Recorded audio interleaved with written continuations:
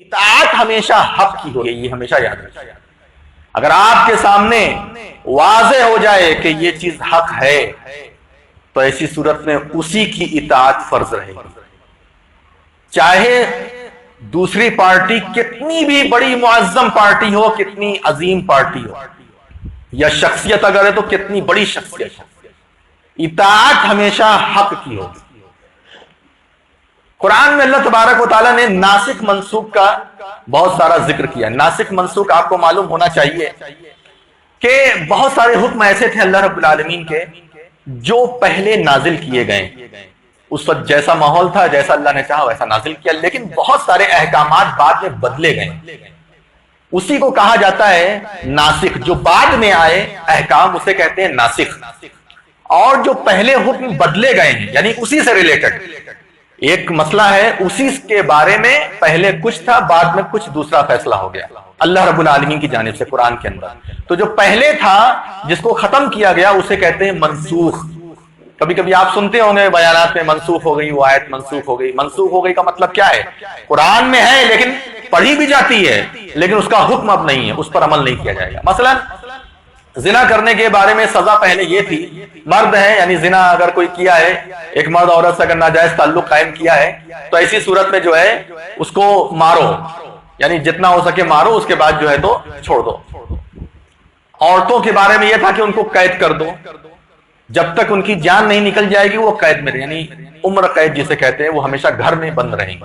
یہ سورہ نساء کے اندر یہ آیتیں موجود ہے، آج بھی پڑھی جاتی ہے، تلاوت ہوتی ہے اس کی، وہ آیت نکالی نہیں گئی ہے، وہ آیت آج بھی ہے۔ لیکن سورہ نور جب آپ پڑھیں گے، وہ بعد میں نازل ہوئی، اس میں اللہ رب العالمین نے زنا کی سزا بدل دی، اور شادی شدہ کے لیے الگ سزا، غیر شادی شدہ کے لیے الگ سزا، اور اس میں تفصیلات موجود ہے۔ اور رجم کی جو سزا ہے، شادی شدہ جو لوگ ہیں وہ اگر کسی عورت سے ناجائز تعلق قائم کریں گے تو ان کو رجم یعنی پتھر سے مارنے کی جو سزا ہے وہ حدیث کے اندر ہے۔ تو سب ملا کر کے کہنا یہ ہے کہ سورہ نساء کی جو آیت تھی کہ عورتوں کو قید کر دو، وہ سزا ختم ہو گئی۔ حتی یتوفاہن الموت او یجعل اللہ لہن سبیلا، سورہ نساء کے اندر ہے کہ یہاں تک کہ ان کی موت ہو جائے یا اللہ تعالیٰ بعد میں کوئی ان کا راستہ نکالے گا، تو بعد میں اللہ نے راستہ نکال دیا سورہ نور کے اندر۔ اب کوئی آدمی یہ کہے کہ اگر سورہ نساء کی آپ اس آیت پر عمل نہیں کر رہے ہیں تو گویا کہ آپ اللہ کا انکار کر رہے ہیں، تو کیا یہ بات صحیح ہوگی؟ اور سورہ نور کے اندر جو سزا ذکر کی گئی ہے وہ سزا کس کی بیان کی گئی ہے؟ اللہ کی۔ سورہ نساء میں جو سزا بیان کی گئی ہے وہ سزا کس کی بیان کی گئی ہے؟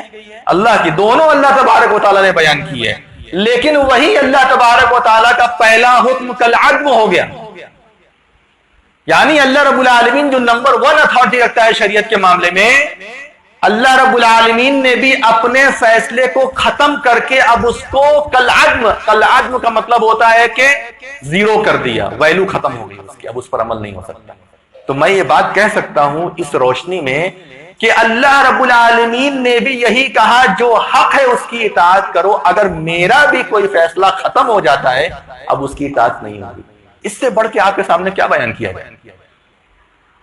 اس سے بڑھ کر کے آپ کے سامنے ہم کیا بیان کر سکتے ہیں کہ اللہ رب العالمین نے ناسخ منسوخ سے بھی آپ کو اطاعت کا درس دیا کہ جو حق پر رہے گا اسی کی بات مانی جائے گی، چاہے دونوں پارٹی کی طرف کتنے بھی بڑے سے بڑے لوگ رہیں۔ ہاں آپ کوشش کرتے ہیں، محنت کرتے ہیں، اگر حق تک پہنچ جاتے ہیں تو ایسی صورت میں ٹھیک ہے، آپ کو ڈبل ثواب ملے گا، اور اگر حق تک نہیں پہنچتے تو بہرحال آپ کو ایک ثواب ملے گا، لیکن محنت کرنا شرط ہے، کوشش کرنا شرط ہے۔ نبی صلی اللہ علیہ وسلم نے ایک حدیث کے اندر ارشاد فرمایا کہ ایک مجتہد ہے، اذا اجتہد الحاکم، جب حاکم یعنی کوئی کنگ ہے، راجہ ہے، یا اسی طریقے سے کوئی حکومت ہے، گورنمنٹ ہے، کوئی امیر ہے، جب وہ کسی مسئلے میں اجتہاد کرتا ہے، کوشش کرتا ہے، کوئی مسئلے میں واضح حدیث نہیں ملتی ہے، کسی دوسری حدیث سے وہ اجتہاد کرتا ہے، تو ایسی صورت میں فَأَصَابَ فَلَهُ أَجْرًا، اگر وہ صحیح نتیجے تک پہنچا تو اس کو ڈبل ثواب ملے گا، وَإِنْ أَخْطَأَ، اور اگر خطا کرتا ہے تو فَلَهُ أَجْرٌ، اس کو ایک اجر ضرور ملے گا۔